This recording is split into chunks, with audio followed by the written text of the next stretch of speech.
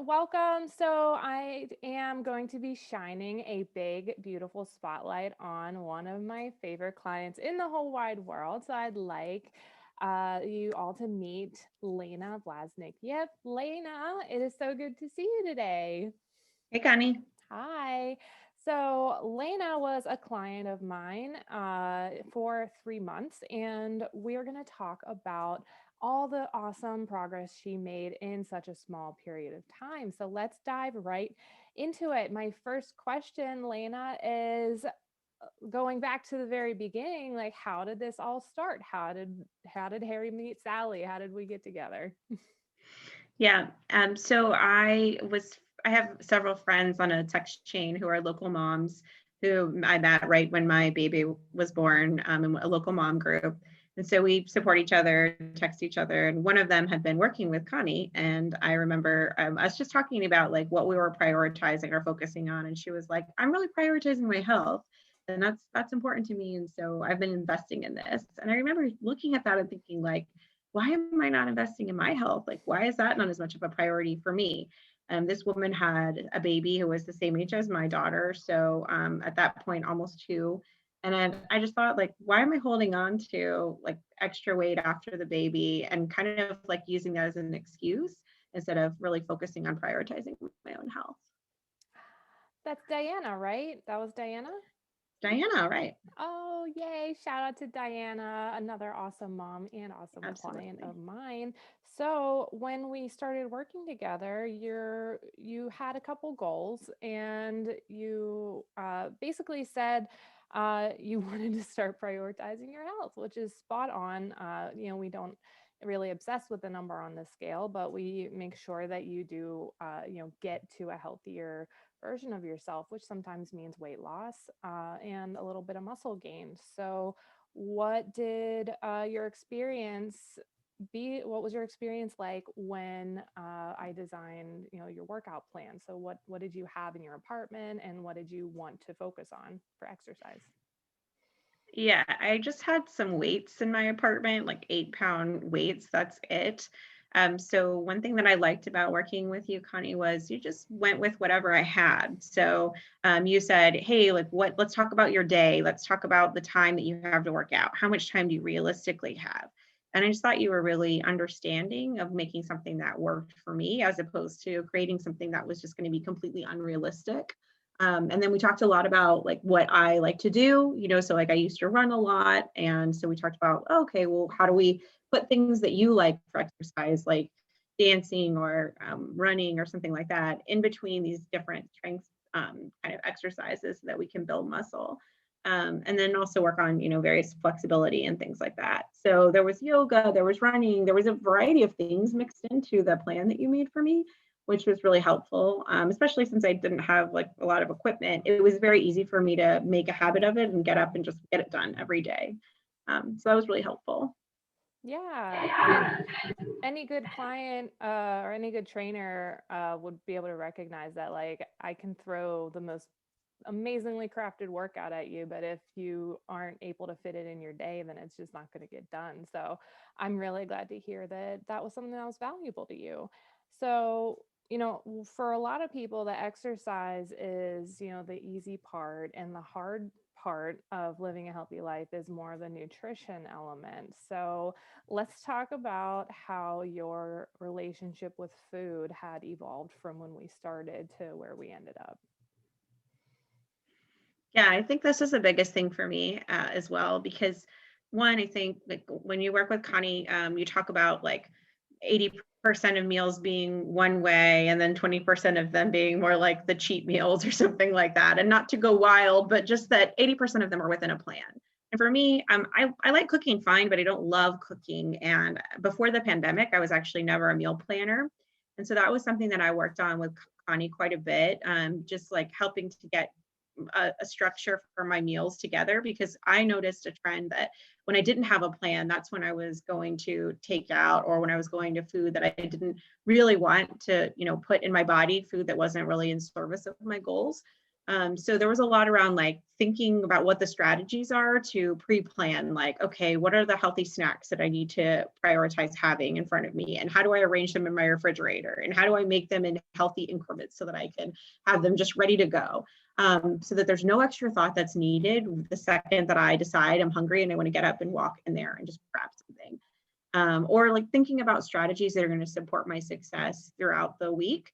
One was around the meal planning piece, just because, again, I didn't really need to do a lot of meal planning before the pandemic as much because I wasn't always at home. I wasn't cooking so many meals. And we could go out to the market really quickly. Once the pandemic started, it was like minimize your grocery trips, like we're cooking everything at home, so that shifted things quite a bit. So I had to just be more strategic about what I was eating or how I was adapting something I was making for my husband and for me, so that I could eat like a reasonable amount of the right kinds of foods I would need to stay like full. Like I noticed that I would try to eat a really lean lunch some days. And I kind of like talked about it with Connie, and I'd be so hungry for a snack at 3 o'clock, go grab a snack. Then I'd be hungry again for another snack at like 4:30 before I made dinner. And it wasn't serving me. So we decided, why don't we try more protein at lunch? If we do a heavier protein at lunch, then I'm not going to need 2 snacks or like a second lunch before it's time for me to have dinner. So all of it was like what worked well for me and for my life, which I really appreciated having that kind of support. I think that was a huge value add for me. Right. And if I recall correctly, it was what happens a lot of times is it's a little bit of trial and error. We started kind of with the snack adjustment, and then at one point I was just like, what if we just made this a fourth meal? Which I always think of Taco Bell when I say fourth meal, but your fourth meal was like around the 2:30 range, and that was something that ended up being like a really big kind of like light bulb moment or point of recognition for you, because like that smack in the middle of your work day, you still got stuff to do, you still need that energy, and that became kind of like the one big change in your Yeah, that diet. was really helpful for me. You can be really hungry when you start your day at like 5 a.m., right? When you're a mom and you've got to start hitting the ground running so early. So yeah, I would be like hitting an energy wall at like 3 o'clock if I hadn't fueled my body appropriately. Yes. Yeah, and I think that happens with a lot of us. So, you also when people start the day with like all this motivation of like, oh, I'm gonna have like celery juice, and then I'm gonna have like, a really small portion of oatmeal, and I'll, low carb this, low carb that, but then 3 o'clock hits, and then you're like, I want to eat everything in the kitchen. Exactly. So yeah, so I mean, that's awesome. And your workouts they were in the morning too, right? That's right. I did my workout in the morning, first thing right before I started work, it's always been a good time for me to work out. And I just find at the end of the day, I'm pretty depleted. And then everyone still needs me until it's like really bedtime. And by then, I'm not going to work out at 9 p.m. or whatever it is, right? I'm exhausted. So I'm Right. done. So even though I'm not really a morning person, being a mom has made me a morning person. And so I'm able to, yeah, yeah, do my workouts then. And then it's done. Then I feel good. It's like check off, it's done. I did it. I can move on with the rest of the day. And I also find I eat better when I've worked out, right? Because then I'm not sabotaging my workout for the rest of the day. So it gives me a little bit of extra discipline and push. That's a what you said a minute ago was a really important thing to recognize too. Whenever you put your workout right in the morning and you checked it off and got on with your day, and when you are able to find that time of day where you can just like, without overthinking it, without worrying about it, without stressing, can just go do it, get on with the rest of your day, that's when the long term success happens, because we're not devoting so much mental energy to thinking about and getting psyched up for our workouts, because it's like, okay, I know that this is the workout I'm going to do. It's at this time of day. I'm going to move on with my day afterwards. And I know that, my meals are planned around this. So I still have the energy. And I know that if I open my fridge, I call it bodega style planning. So open up your fridge and you see right at eye level, ready to eat snacks. So healthier options are right there for you. So kind of like piecing together all these little elements of nutrition and the fitness to make it work for your day.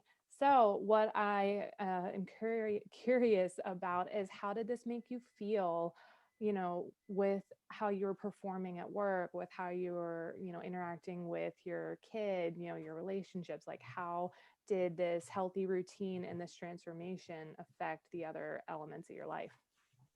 I think, well, one, I just have more energy when I work out. I think it helps you to have better sleep. I was already sleeping pretty well, but it just made me sleep even better. But I think just I liked myself more. Like I was more pleased with how I was investing in myself, right? Like trying to achieve my goals. Again, the thing that I kept coming to was like, is this in service of my goals? And I didn't have some goal that I was going to like, be the same size I was when I was in college or something like that. I was just trying to get down to like the weight I was before I had my daughter, which wasn't very thin. It was just trying to make me feel good about what I look like in my clothes and like having a healthy life that helped me keep up with her and just, be the mom I wanted to be, right? Not like lacking energy, kind of like laying around here.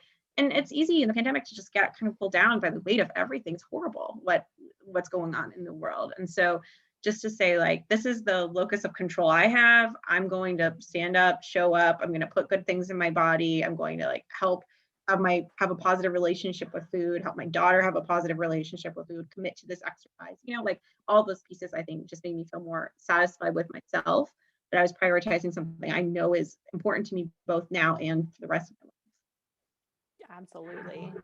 Yes, and having that positive relationship for your daughter is such a huge motivator. And I know from firsthand, like our kids are about the same age, that like there are little mini me's. What we do is the same thing they do. So I love when that is a motivation, because we want to be good for our kids. We want to be a role model. We want them to have an easier experience and an easier relationship with food than we have. So that is just amazing to hear.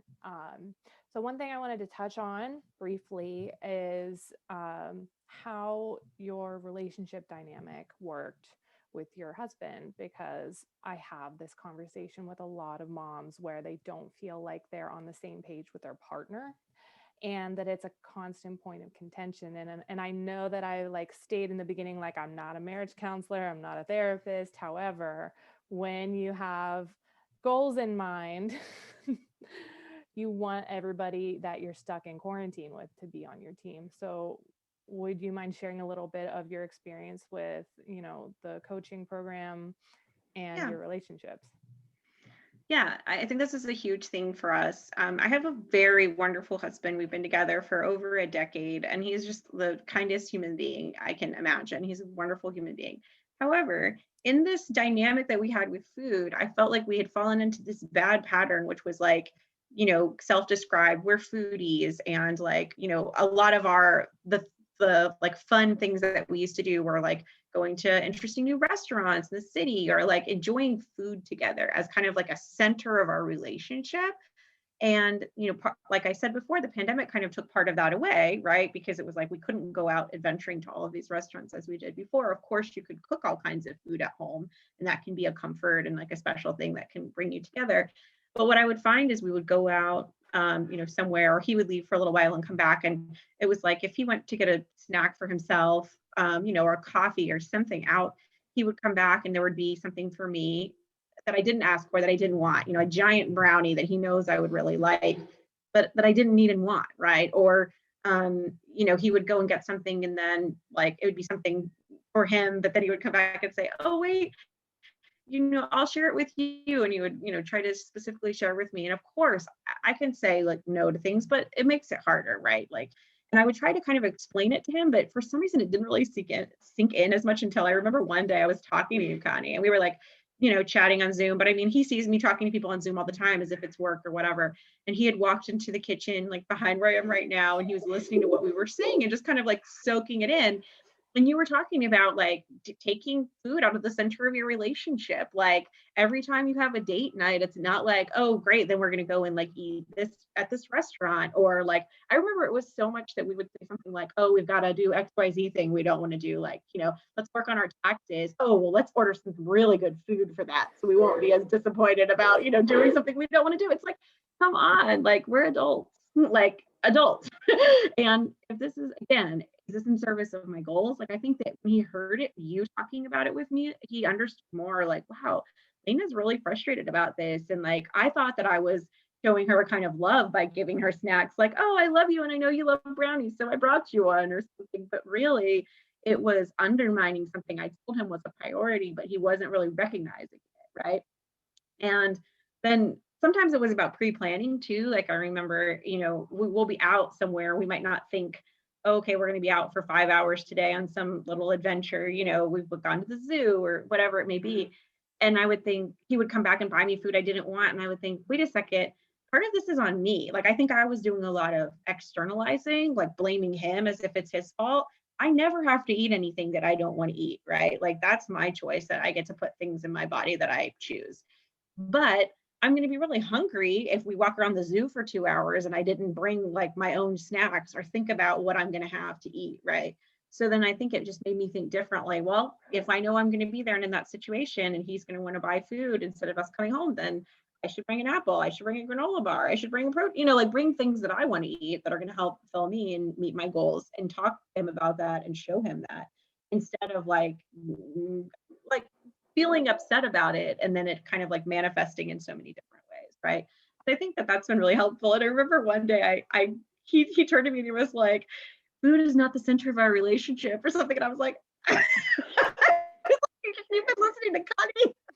Like he was like reflecting you back to me, which I just thought was hilarious. But Oh my gosh. it really helped. It really helped us because I think that we needed someone else to, weigh in and help him see the situation differently and help me see the situation differently. Yes, that's awesome. And I mean you touched on so many amazing and really important things, like taking a proactive approach to your nutrition when it comes to even just like packing food for a trip to the zoo, where you're like, yeah, okay, my daughter has a ton of food and snacks and options, but what am I going to eat? And knowing that like this is his love language and versus this is your love language, and you're normally a recipient of that, but you know making the conversations a priority in your relationship about like, hey, this is what's important to me now. um, I find it very, very beneficial when I do have a client coming into a coaching program to have their own conversations with their partners and say, like, I don't need you to be my coach, but I would like you to be on my team. So, whether that's like not either directly or indirectly sabotaging what you're trying to accomplish, because, underneath all of this, we all, a lot of us have this. We have this belief that we can't waste food for whatever, whether it's ethical reasons or financial reasons or how we were raised, Sure. or for what, or you're just like, well, I just paid $11 for like this cupcake in Brooklyn, like I'm not gonna throw it away. Like, and then we end up resorting to eating all these excessive calories and then feeling guilty, and oh my gosh, this cycle repeats. So we nip that in the bud by having those important conversations with our partners. So I'm so glad that I was the referee on the sidelines, maybe. And was just the other little voice being like, oh, maybe we could think about this a little differently. And your results spoke volumes. So, looking at just the numbers alone, over 3 months, you lost 8 pounds. 4 inches in your chest. As moms, we always wonder like what bra size we are the next day. So like your progress, in your postpartum journey was spot on. 1.5 inches in your waist, an inch in your hip and your thigh. You went from doing 3 push-ups in your first fitness test to 24, which is incredible and so amazing. And, you know, seeing just like these little differences and how your confidence changes whenever you're like, oh my God, like I did that many, or that's like the result of all my hard work. Like it just makes you feel better. And Yeah. we often want to like, I mean, we look in the mirror all the time and we have whatever, thoughts and opinions about ourselves, but now we're on Zoom and we're looking at ourselves all day long, and not just accepting the physical person on the other side of the camera, on the screen, but emotionally seeing like who you are, and appreciating and loving that person is so important. So important. And I think you are a testament to, what putting all this stuff together can accomplish in as little as 3 months' time. So, I mean, having said that, I'd be curious if you could if you could talk to somebody who was on the fence about whether they would want to, embark on a 12-week program with me, or join in a coaching program with me, like what would you say to that person? I would say like one of the things I appreciate about the most about you is that you really help people maximize their potential. And I think that's an incredible gift. And I mean, sometimes you just need some extra support to achieve your goals. Like I already had over a year postpartum where I could have been doing more. Like I felt, I was in the clear from my doctor to work out differently, and like I felt fine, right? But I wasn't pushing myself, and I didn't feel like I had the right kind of connected supports that I needed, right? Like because Connie's not just providing me with, a workout or something, but also giving me advice about, how I talk about food with my partner, or like how I plan my meals, or like all of those things together, I think really helps, or it really helped me, and I think could really help a lot of other people to have some accountability and some support and some real practical strategies that are effective. Because I felt like everything that you gave me was like based on deep listening to what I really needed and wanted, not in any way like a cookie cutter kind of like, well, you should be doing this thing to get these results. It was always like, how's your body? How are you feeling? How can I be a part of the team to support you? Like, just, it just always felt like it was something that was more holistic, that was thoughtful, that was really on my team to try to help me achieve my goals. And I needed that kind of support because I wasn't getting there on my own. So if you're a person who's thinking like, gosh, I could really use like those different types of supports for myself as well, then I think you probably would love working with Connie. You're the best, Lena. Just absolute. Like, I wish I could hug you through the camera because I haven't seen you in person at all, which is insane because we've known each other for a while now. But thank you so much for sharing your time with me and your experience with all the other moms who are watching. So, My pleasure. you're an absolute delight, and I hope the absolute best for you. So, thanks again for joining. Stay strong, and I will see you in Astoria. Thank you so much, Lena. Bye bye.